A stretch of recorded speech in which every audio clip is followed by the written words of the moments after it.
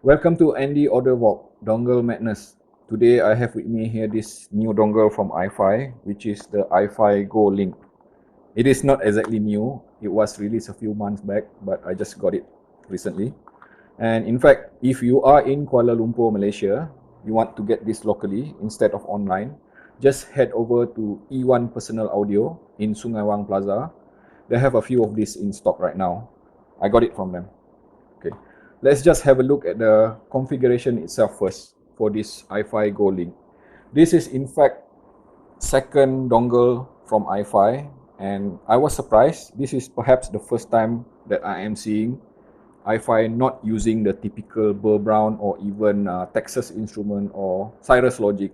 It is in fact built on ESS subway. This ES9219MQ/Q. The Q indicates that this iFi Go Link is in fact MQA capable. Okay, and as for the power itself, it is rated at 2.05 VRMS, capable of driving up to 600 ohm of headphones. However, when you look at the power rating itself for per channel, it is just rated at 70 milliwatt at 32 ohm. I would say it's kind of a bit low compared to the rest of the competition, which always edge closer towards 100 milliwatt or more. Alright, so now let's just have a look at the build itself. As you can see here, this is in fact an integrated dongle. Yes, it is not detachable. The USB is permanently attached here, and it is in fact very simple. Just one interface here for the 3.5mm single-ended, and iFi call it as S-balance, and one LED indicator here, nothing else, and this USB-C connector here. So have a look at this USB-C connector. It is quite big actually, almost the same size as the dongle itself, and I do have some issues which I would like to highlight here. As you can see, this is my phone, Sony Xperia 1, and it has this rubber casing here. You see that hole here? One of the first issue that I observed was when I use it like this, connect it directly to the phone, I get disconnected a few times, especially when I move around. And then later I found out that it was in fact because this iFi Go Link wasn't attached all the way in. So the only way to solve that was just to remove this casing and then attach it directly. No more issues. Problem solved. Okay. Now let's just compare the physical dimension of this iFi Go Link itself. We already know that there is a first dongle from iFi, the Go Bar. Have a look at this. Literally, this iFi Go Link is like 3 times smaller than iFi Go Bar. Yes, and iFi Go Bar is like humongous side by side. They share the same color, the same design, but the similarity ends there. Obviously, because this iFi Go Bar have dual ports, all these buttons here, independent volume adjustment, and pretty much a Swiss Army knife, whereas this is a lot simpler. And if I were to compare it against normal size dongle, it is still very compact. I would say that compare this with Ovidius B1 here, it is like half smaller than B1. In fact, this iFi Go Link is comparable to ultra compact dongle category, which is my favorite here, Abigail Pro. You see that? Okay. Yes, it is quite compact. Now, before I talk about the sound itself, let me just show you the best way to use this iFi Go Link. So I will attach it to my phone here, which is Xiaomi, and then I will record the screen now. Okay, you can see it. So when I attach it, right, the first player that I prefer to use is always Hibi Music app, and Hibi Music immediately detects this iFi Go Link, and I'm just going to click OK, and I open up Hibi Music. Because this iFi Go Link does not have independent volume adjustment, it is purely dependent on the host to control the volume, as you can see here. Okay, which is a good thing. However, I would have preferred a more refined independent volume adjustment where I lock the volume setting on the host and just adjust it here. But Okay, it's okay. This is the most important part when attaching it to Hibi Music in USB exclusive mode. So once you are in USB exclusive mode, I have found out also that throughout my listening and usage of this iFi Go Link, I have found that it will also still disconnect a few times because of this setting here, right? And USB audio bus speed. Okay, at first it was set at the default setting of automatic. Apparently that automatic setting wasn't very stable, so I was actually forced to set it at just permanently at high speed, and everything works perfectly after that. The best way to use this iFi Go Link is in fact to pair it with UAPP, USB Audio Pro. And so I will attach it right now and show you this. Click OK on the USB Audio Pro player, which is UAPP, and it says USB Audio Initialize. So I'll just play one music here. Alright. So as you can see, when I click volume up, make sure Beat Perfect is selected. Okay. And then the volume adjustment itself. See, just make sure that the two slider on the right there is at max so that you can only adjust this volume from here. And let me just show you. Okay. So what it means is that now using this volume rocker here, I can do fine volume adjustment, which is a good thing, and I can still do that even if the screen is off. And while we are at it, let me just show you. This is how it looked like when playing MQA as well. You see here the light? Magenta, which is the correct resolution for MQA. So the best way to use this iFi Go Link is definitely using UAPP, where you can play local FLAC files or even streaming, in this case using Tidal, and it plays MQA perfectly. However, I must say that this iFi Go Link is not without some issues, and I will show you this. Right now, instead of using UAPP and Hibi, I will just connect it to Tidal. So I'll just click it again, insert it again here like this, and cancel to UAPP, and just open up Tidal. Okay, so Tidal is loading now, and Tidal is requesting USB access. I click OK. So now Tidal has exclusive ownership and access to this dongle. So when I click the same song, which is MQA, right, it is playing now, and you would notice that, see the indicator here, it remains green. Okay, so to my knowledge, if this is playing MQA properly, the indicator here should be purple or magenta, not green, because green means PCM. Okay, and this bothers me a lot. And now let me just show you how does this iFi Go Link perform when connected to my PC, playing Tidal on my PC. After the official iFi USB driver has been installed, as you can see here, my iFi Go Link is connected to my PC properly without any issues. And in fact, it is showing magenta color now, which is playing MQA. And the settings that need to be set on this here, just click on this button here, which is this one, and select more settings, and this one, make sure it is using USB exclusive mode. So now we have MQA playing properly. Alright, so that's pretty much very simple. However, I would like to highlight that there's some issue that I noticed here as well. You see, the volume that I am playing right now is at around 74, usually 76. And when this thing switch song, as you can see right now, you hear that? The volume actually spike up to 100. Yeah, I have to turn it down again to 74 or 76. So it's pretty much happening for quite a bit. So in order to get this iFi Go Link to work properly on my PC, first I need the USB driver from iFi, which I am showing to you right now.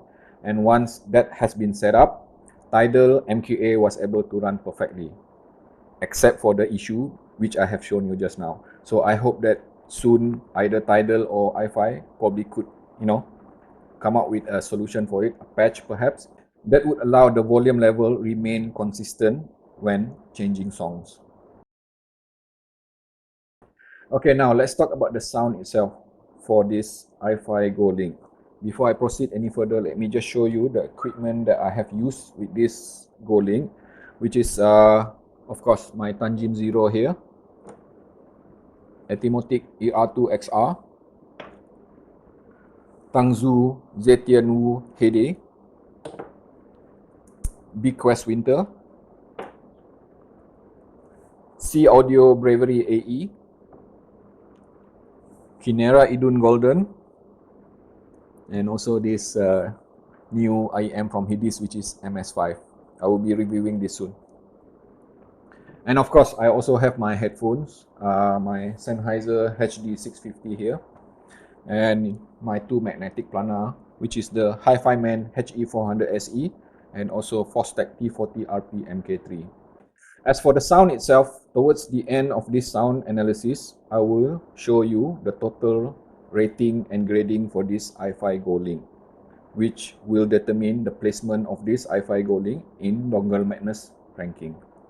This iFi Go Link is among the very few dongle that I consider as being analog sounding, natural, organic, and very musical.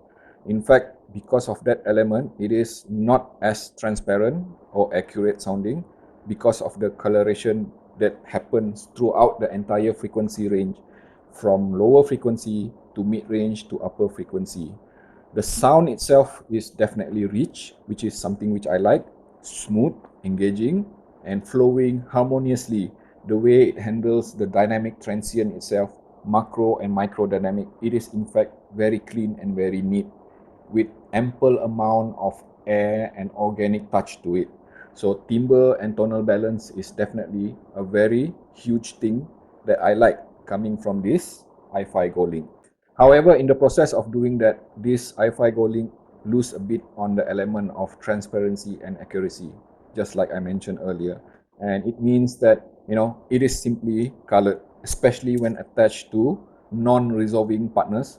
Technically, one thing that this iFi Go Link does really well is the sound stage. It is wide, expansive, and exhibiting proper amount of space between instruments. The layering itself is well defined, it is clean, and in fact, the speed, the resolution itself is fairly good as well.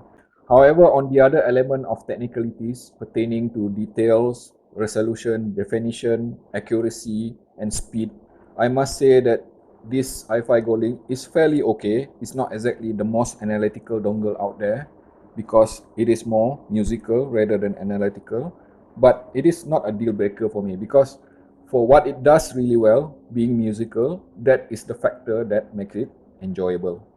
Now let's talk about driving power.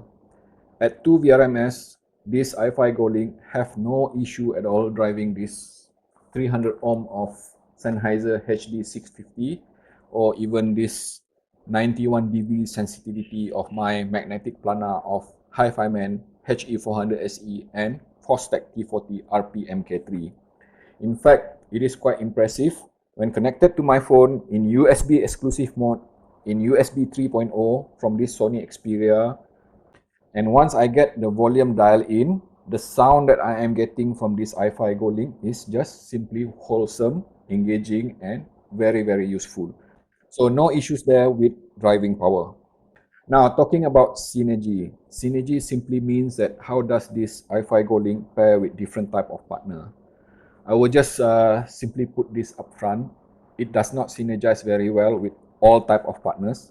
For example, when I connect it to something which is less analytical and less bright, something like this HD650 or even C Audio Bravery AE, which I consider as being a bit warm. So I'm losing a bit of resolution there.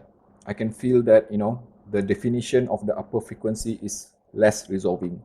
However, when I switch to using something which is a bit more neutral, brighter, like this ATOMOS ER2 XR and this Tangim Zero, Bequest Winter, and also this Tangzu Heyday, I am getting very usable and in fact very entertaining sort of balance. It is definitely well balanced to be organic yet amply analytical. So simply put, in order to get the best out of this iFi Go Link, you need to understand the nature of your listening device. If you are already using something which is warm sounding, perhaps it is not a good idea to use iFi Go Link. Now let's just tally up the total score for this iFi Go Link. As you can see on screen right now, I have graded all of them from 1 to 10. And in fact, I would like to touch a bit on the feature side there. It takes a bit of hit because of the element of issues which I have shown you earlier, especially with MQA and also with the usage where it gets disconnected from time to time, and it needs specific fixes to address that. And when it comes to power efficiency, in fact, this iFi Go Link scores very high. I gave it a 9. The reason for that is that because when connected to my phone, Xiaomi phone, this iFi Go Link was able to score 15 hours of runtime. The only dongle that can beat that is just iBaso DC03 Pro and Truth-Ear Shio. So, a great performer if you are looking for power efficient device. And also, you would notice that there is an additional line which I have added there just under the overall score that says analog sound on the left, hi-fi sound on the right.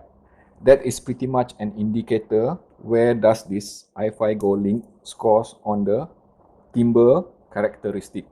And out of 10, it is definitely scoring at 9 out of 10 for analog sound. All in all, with the total score of 76, this iFi Go Link is a solid 4-star Dongle Madness dongle. So how does this iFi Go Link compares against the rest of the competition in Dongle Madness? I have narrowed down another 2 dongle, and the reason I did that was because these 2 dongle here, which is iFi Go Bar itself and Ovidius B1, I would categorize them as similarly sounding, which is organic, analog, and let's just see the score as compared side by side between the 3 of them. As you can see there, this iFi Go Link in fact scores really well with the sound element itself, pretty close to the top performer like these 2, right? And it just have some hit on certain few areas when compared to the 2 dongles here. Let's have a look at closer details of comparison between this iFi Go Bar, the big brother, with this Go Link. First, the power itself. This Go Bar at over 7 VRMS of power definitely sounds a lot more powerful, engaging, commanding as compared to this iFi Go Link. Yes, for example, like when connected to my Sennheiser HD650 here, I can clearly hear that, right, this Go Bar literally expand the sound better when it comes to headroom, note weight, and density. So it is in fact richer sounding. But on its own, I will still say that this iFi Go Link is quite respectable driving these headphones. It's just that when you start comparing them, then the differences will be obvious. And on top of that, I would say that iFi Go Bar still has the upper hand when it comes to resolution, imaging, definition, analytical element, and of course transparency as compared to this Go Link. But the good thing is that both are highly musical, as I mentioned earlier. It's just that if you need a bit more of resolution, analytical prowess, definitely Go Bar is the one to go for. Then, comparison with this Ovidius B1. This B1 is a long time favorite of mine for being very analog yet analytical. And similarly, when I first listened to this iFi Go Link, it quickly reminded me of how similar it sounds like to this B1. The way it presents the sound, the tone and timbre balance and everything. The main difference of this B1 against this Go Link, first again, the power. Yes, this is also rated at 2 VRMS, but consider this, right? It also offers 430 milliwatt of power per channel as opposed to this Go Link at just 70 milliwatt per channel. So that makes a lot of difference when driving something which is like so demanding like my headphones over here. The sound itself is just better when connected to headphones using B1. And on top of that also, consider the element of analytical technicalities and everything. I would say that Ovidius B1 is still superior when it comes to resolution, imaging, and details. It also exhibits a bit more of air when it comes to sound presentation itself. Okay, let's just wrap things up for this iFi Go Link. This iFi Go Link, all in a nutshell, is definitely one of the dongle which I would recommend, especially if you are looking for something which is musical, analog, and warm sounding. Well, definitely it does not pair very well with an existing already warm sounding IEM or headphones, but definitely this would be a perfect partner if you have something like this ATOMOS ER2 XR or any bright sounding, neutral sounding IEMs or headphones. The sound will be amazing from this iFi Go Link.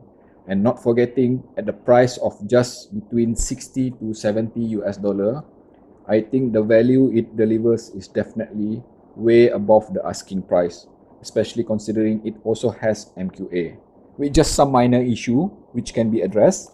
But again, definitely something that I would recommend. There you have it.